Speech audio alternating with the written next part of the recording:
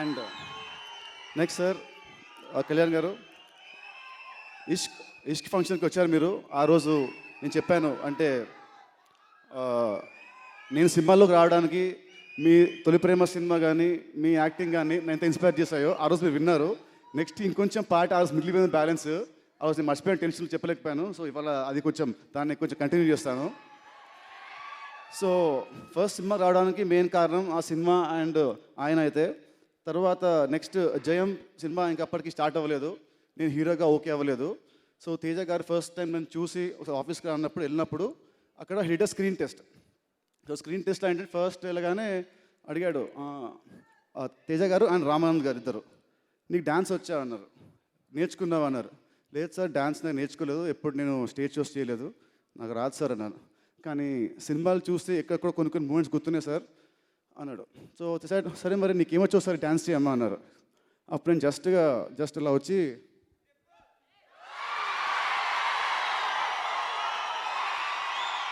వేసాను.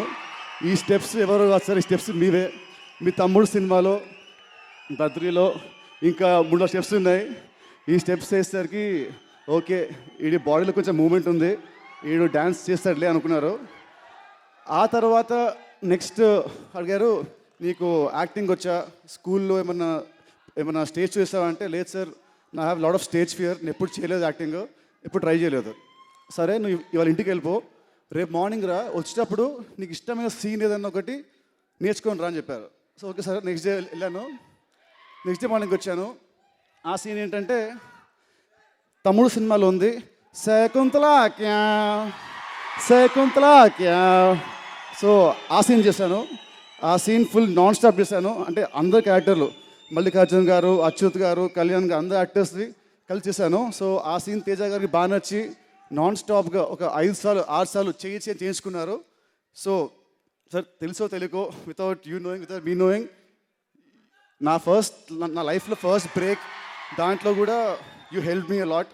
అండ్ దాని తర్వాత అది ఇట్ వాజ్ ఇన్ 2002. నెక్స్ట్ 2012లో ఆఫ్టర్ 10 years నేను చాలా ఫ్లాప్స్లో ఉన్నప్పుడు, స్లంప్లో ఉన్నప్పుడు మళ్ళీ ఇష్క్ ఆడియోకి వచ్చారు సార్. మళ్ళీ మీరు రావడంతో మళ్ళీ సెంటిమెంట్గా మళ్ళీ ఆ సినిమా ఆడింది. అది నాకు సెకండ్ లైఫ్ సినిమాలో, నా సినిమా లైఫ్లో. దాని తర్వాత మళ్ళీ 2016లో మీరు మళ్ళీ ఈ ఆడియోకి వచ్చారు. ఇంకా ఈ సినిమా ఏమవుతుంది ఇంకా నేను మాట్లాడనక్కర్లేదు.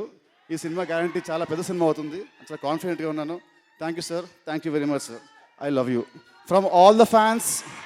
I love you sir. Sir Trivikram గారు ఇంకోటి చెప్పాలి. నాకు త్రివిక్రమ్ గారికి ఒక చిన్న ట్రాక్ ఉందండి. అదేంటంటే ఒక్కడు సినిమాలో తన భూమిక అయితే నేను ప్రకాష్ రాజుని. So Swapna I love you. మీరు సంక్రాంతి ముగ్గైతే అందులో నేను గొబ్బెమ్మని సార్, గొబ్బెమ్మని అర్థం చేసుకోండి సార్, లవ్ని please. Thank you very much.